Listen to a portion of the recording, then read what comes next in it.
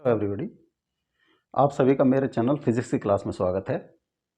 आज हम gravitation chapter से केप्लर्स लॉ की स्टडी करेंगे। जो एस्ट्रोनॉमिकल ऑब्जेक्ट्स जो सन के चारों ओर रिवोल्यूशन करते हैं उनको हम प्लेनेट कहते हैं। प्लेनेट सन के 8 प्लेनेट हैं। नंबर 1 है मरकरी। ये प्लेनेट्स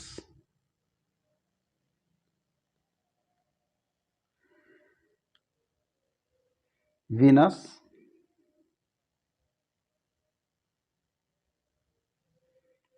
अर्थ। 4th है मार्स। 5th Jupiter. 6th है सैटर्न। 7th यूरेनस और 8th प्लेनेट है नेपच्यून।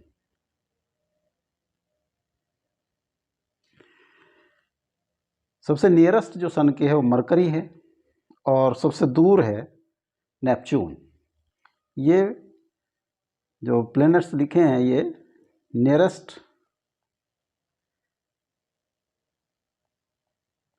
टू फारदेस्ट लिखे हैं।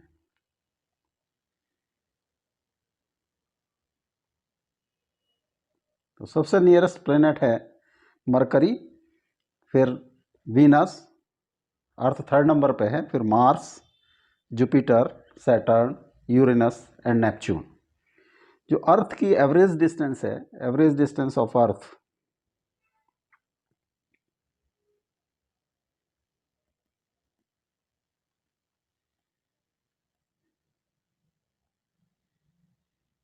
फ्रॉम सन वो है 1.5 to 10 to the power 11 metre. अब ये जो 8 प्लैनेट्स हैं ये सन के चारों ओर कुछ लॉज को फॉलो करते हुए रिवॉल्व करते हैं। जो लॉज हैं, जिन लॉज को फॉलो करते हुए रिवॉल्व करते हैं सन के चारों तरफ, वो केप्लर्स लॉ कहलाते हैं। केप्लर्स ने 3 लॉज दिए हैं प्लैनेटरी मोशन के। 3 लॉज ऑफ केप्लर।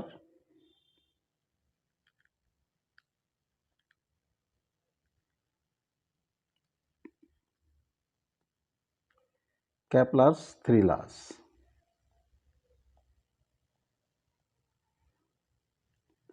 पहला केप्लर्स का नियम है लॉ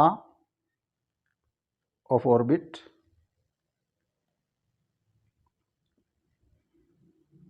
ऑर्बिट। सेकंड लॉ है law of areas and third law है law of periods.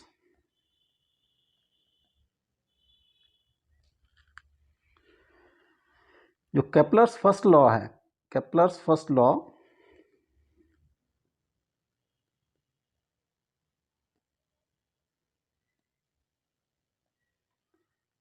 Law of orbits.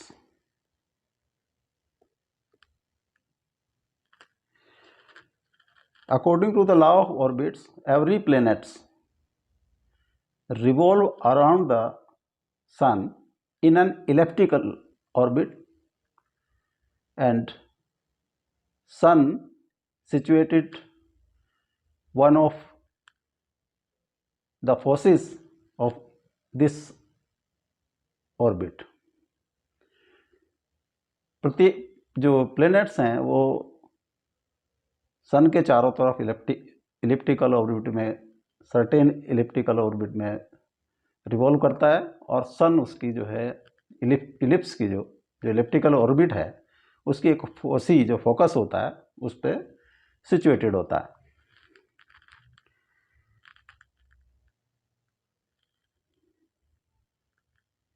ये इलिप्स है, इलिप्स की दो एक्सिस होती हैं, एक मेजर एक्सिस एक minor axis. This is major axis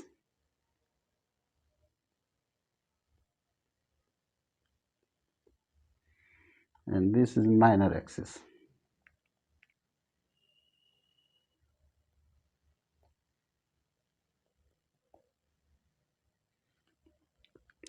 ellipse की दो फोकस होती हैं,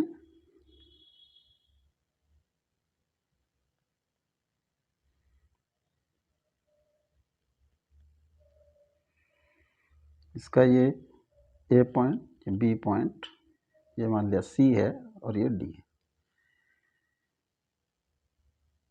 जो इलिप्स होता है वो ऐसे पार्टिकल का लोकस होता है जिसकी दो फिक्स्ड पॉइंट से डिस्टेंस का सम ऑलवेज कांस्टेंट होता है। तो जो फिक्स पॉइंट है, दो फिक्स पॉइंट हैं, उनको हम फोसी कहते हैं। तो उन्हीं में से एक फोसी पर सन सिचुएटेड है।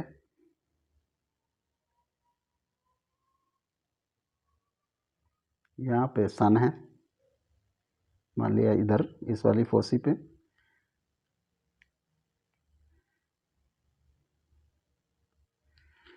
तो लॉ ऑफ ऑर्बिट्स जो प्लैनेट्स का होता है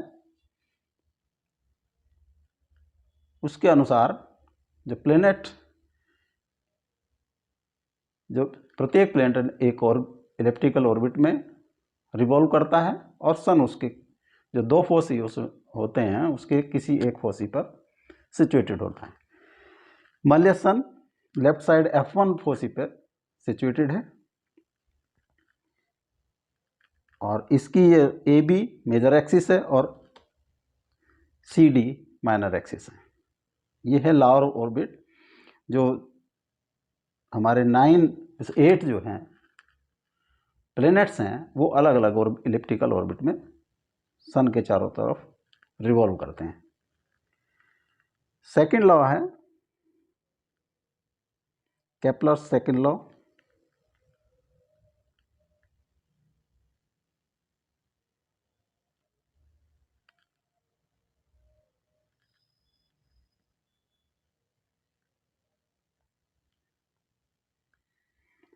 यह है लॉ ऑफ एरियाज।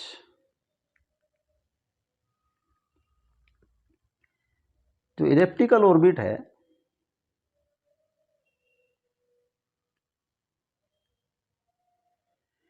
यहाँ अगर सन है और यहाँ प्लेनेट है, दिस इज पी है। सेकंड लॉ के अनुसार line joining sun and planet sweeps out equal areas in equal time interval.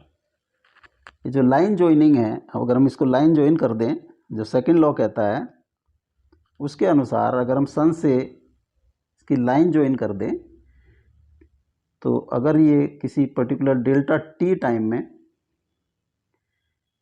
ये मान लिया P1 पे आ गया, डेल्टा टी टाइम बाद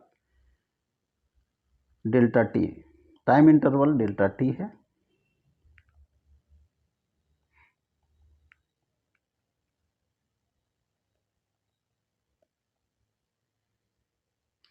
तो सेकंड लॉ ऑफ एरियाज का मीन्स जो line joining sun and planet sweeps out equal areas in equal time interval. अगर हमने ये P to P1 delta T time interval लिया है तो डेल्टा टी टाइम में जो स्वीप्ड एरिया है that will be SP P1। अगर सिमिलर हम लें डेल्टा टी टाइम किसी टाइम इंटरवल टाइम पर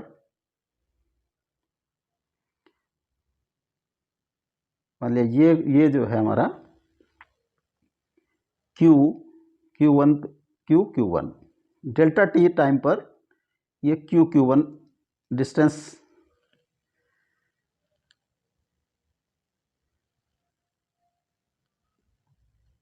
मूव किया है, तो जो एरिया स्वीप्ड है वो होगा दिस एरिया। तो according to the law of areas,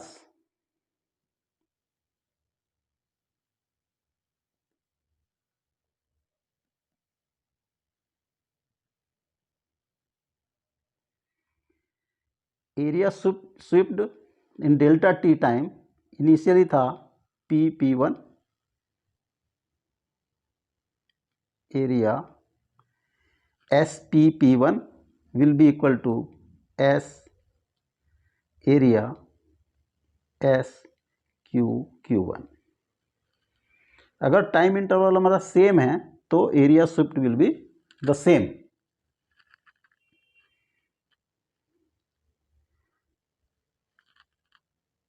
SP1 अगर यहाँ पर मान लिया वेलोसिटी हमारी इसकी जो है प्लेनेट की v है,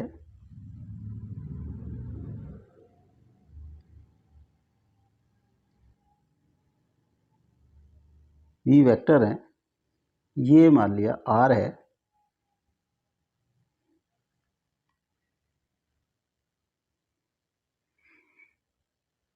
तो area of SP1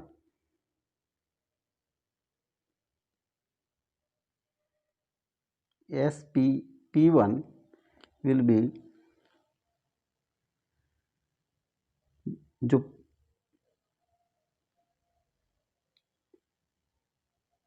OP vector cross PP1 vector by 2।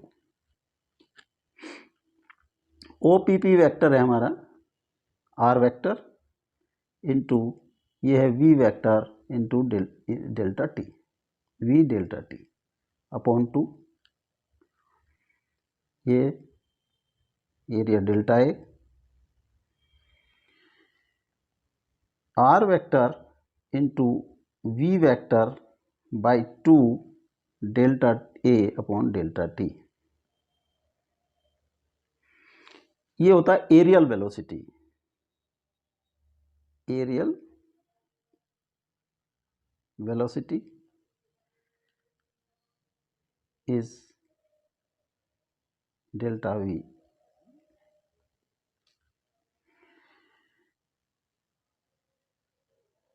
इसको अगर हम m से मल्टीप्लाई और m से डिवाइड कर दें, मास अपॉन 2m, तो ये अपर साइड कन्वर्ट हो जाती है into P upon 2m। This is L by 2m। L is the angular momentum. अब this is delta A। Delta A delta T time पे एरिया स्वेप्ड है और delta A upon delta t areal velocity. Areal velocity according to the second law of Kepler second law is constant, hence this is constant। it means कि L by 2m is constant, L is constant। angular momentum is conserved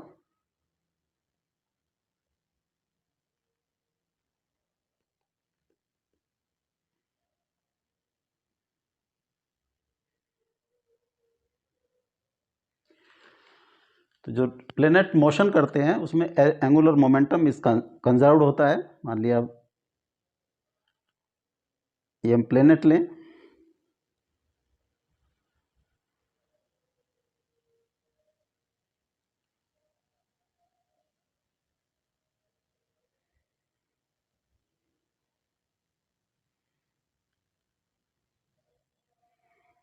यहाँ ये सन है, मान लिया एक situation पे यहाँ पे प्लेनेट है, दिस इज रेडियल वेक्टर यानी कि पोजीशन वेक्टर आर, यहाँ पे वेलोसिटी अगर v है, दिस इज r1, यहाँ पे वेलोसिटी v1 है, और कोई नेक्स्ट सिचुएशन है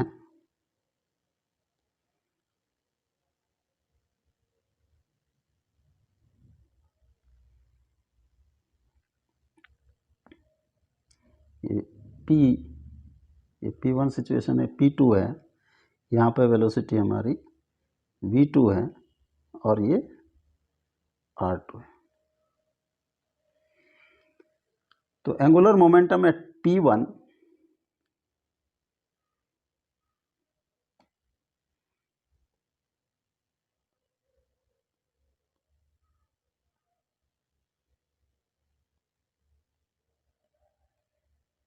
at p1 is equal to r1 cross m v1, where m is equal to mass of planet.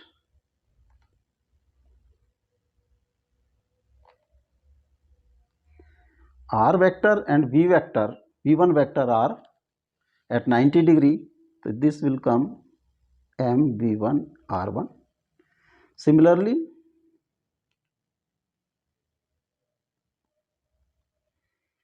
angular momentum at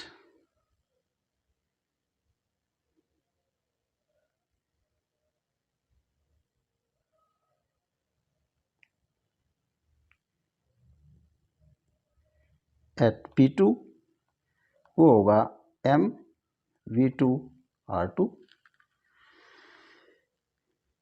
Angular momentum is conserved, hence m v1 r1 is equal to m v2 r2.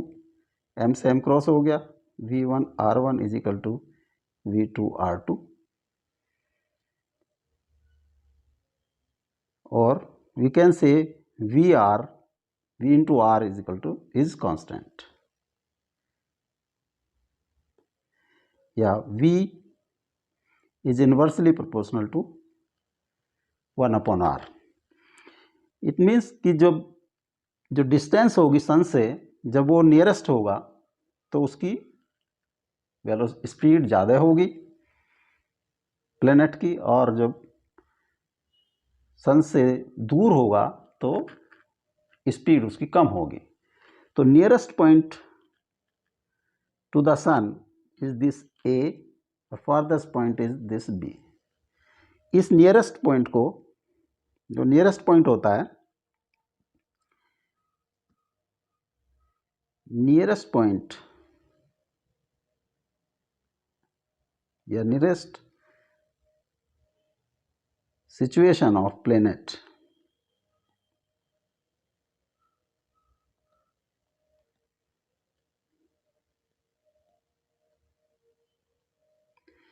वो है ए. इसको हम perihelion कहते हैं nearest को,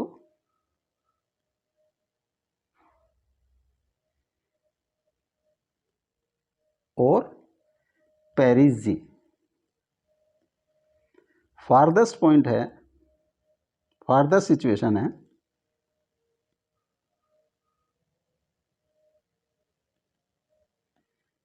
planet,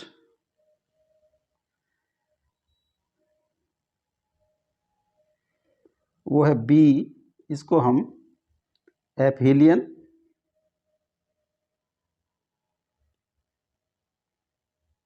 या apogee कहते हैं. तो ए पे जो मैक्सिमम जो उसकी स्पीड होगी, maximum speed will be at a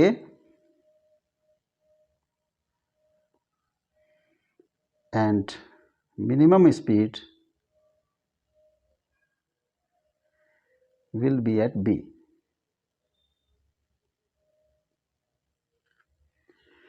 इसको हम ये भी कह सकते हैं कि मैक्सिमम काइनेटिक एनर्जी जो प्लेनेट की होगी वो होगी ए पर एट ए, क्योंकि वो हाफ एम वी स्क्वायर होता है, वी पे ही डिपेंड करता है, एम कांस्टेंट है, एट ए। और मिनिमम काइनेटिक एनर्जी होगी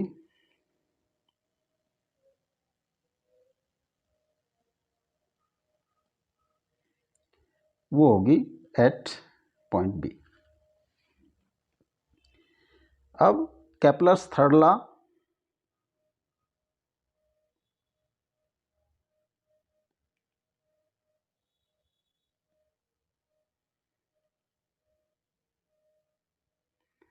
वो है law of periods.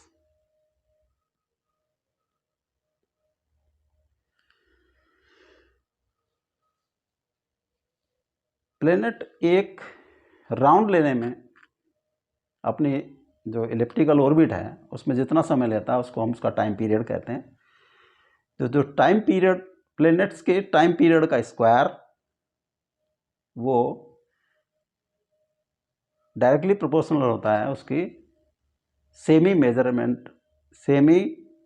Major axis के क्यूब के। यानी कि हम लिख सकते हैं square of time period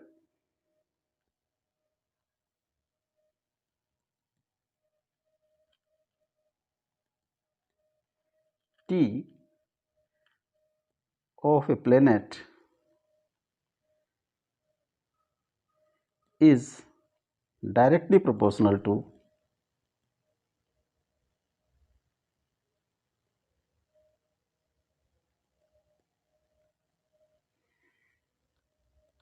cube of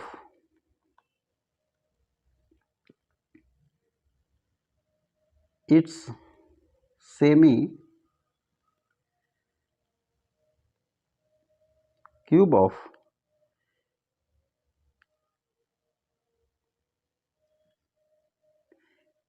semi major axis of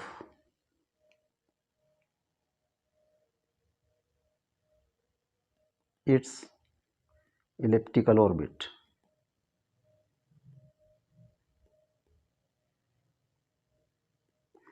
अगर सेमी मेजर अगर हम इसको ए है तो according to this rule T square is directly proportional to a cube.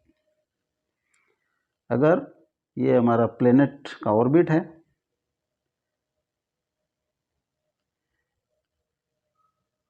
ये मेजर एक्सिस है, ये अगर 2a है तो semi major axis is A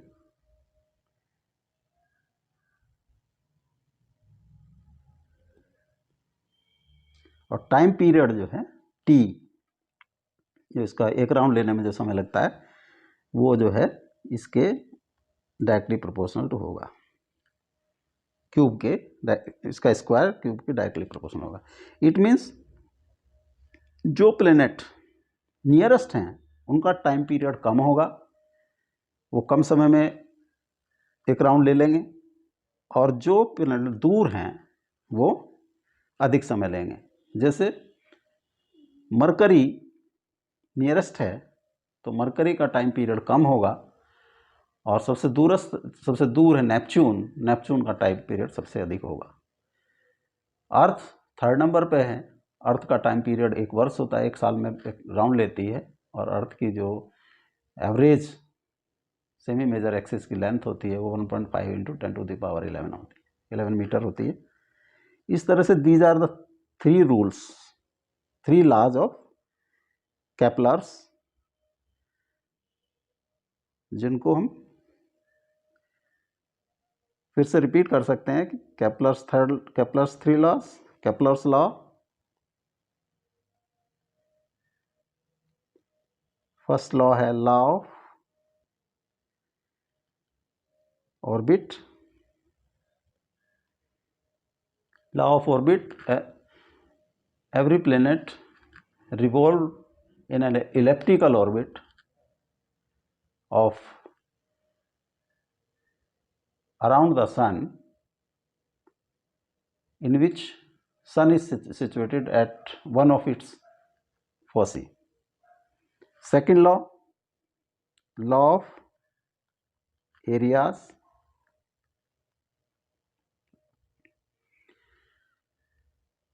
The line joining sun and planet swept out equal areas in equal time of interval. Third law है law of periods.